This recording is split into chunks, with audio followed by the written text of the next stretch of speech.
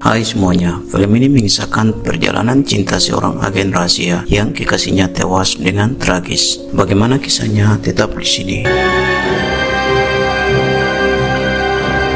Di awal film menampilkan seorang pria yang bernama Jang Kyung-chul adalah seorang psikopat berbahaya yang mencari wanita untuk dihabisi. Dia telah melakukan tindakan berantai yang kejam dengan cara yang kejam yang bahkan tidak dapat dibayangkan, dan korbannya berkisar dari wanita muda hingga anak-anak. Polisi telah mengejarnya untuk waktu yang lama tetapi tidak dapat menangkapnya.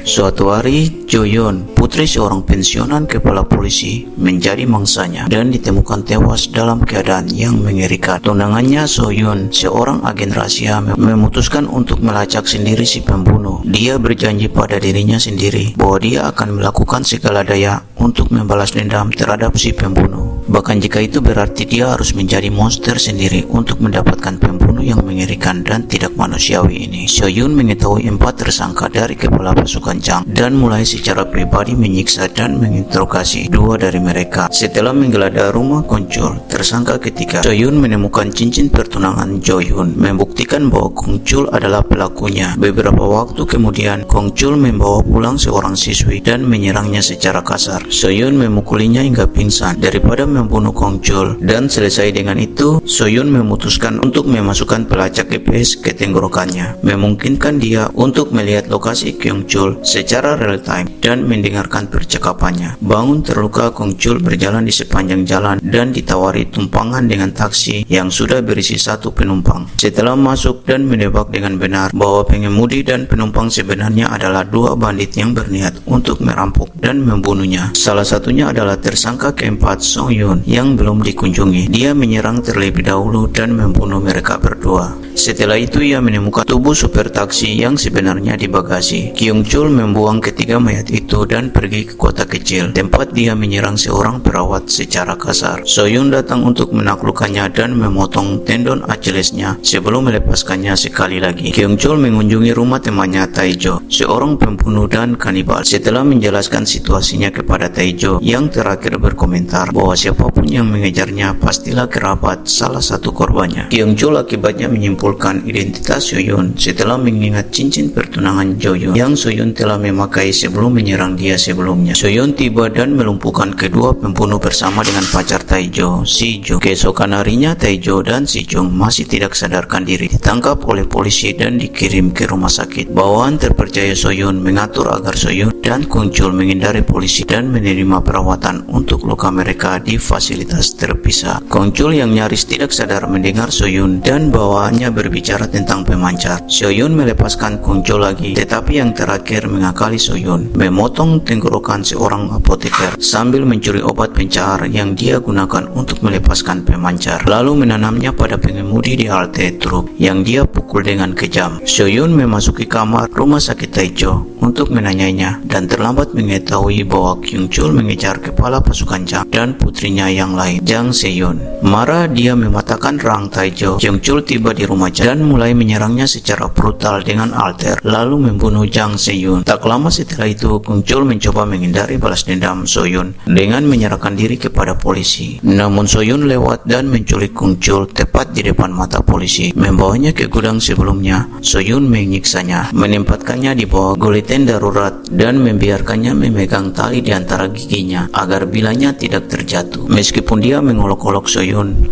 Kong-chul mulai panik ketika dia mengetahui bahwa putranya dan orang tuanya yang sudah lanjut usia yang telah dia tinggalkan beberapa waktu lalu telah tiba dan mencoba mengunjunginya. Ketika keluarganya membuka pintu, meskipun protesnya terendam, itu memicu mekanisme lain yang dibuat oleh So Yoon yang menjatuhkan pisau dan secara brutal memenggal kepala Kong-chul di depan keluarganya. Dengan Kong-chul akhirnya mati, So Yoon yang mendengarkan melalui pemancar agak jauh, secara emosional hancur dan mulai menangis di jalan saat dia perlahan berjalan pergi, dan film pun berakhir. Pesan dari film ini adalah setiap perbuatan jahat tidak akan pernah bertahan sepanjang waktu dan pembalasan pasti datang dengan caranya. Jangan lupa berikan dukungan subscribe, like, dan tinggalkan komentar Anda, serta nyalakan lonceng notifikasi supaya kalian tidak ketinggalan alur film lainnya.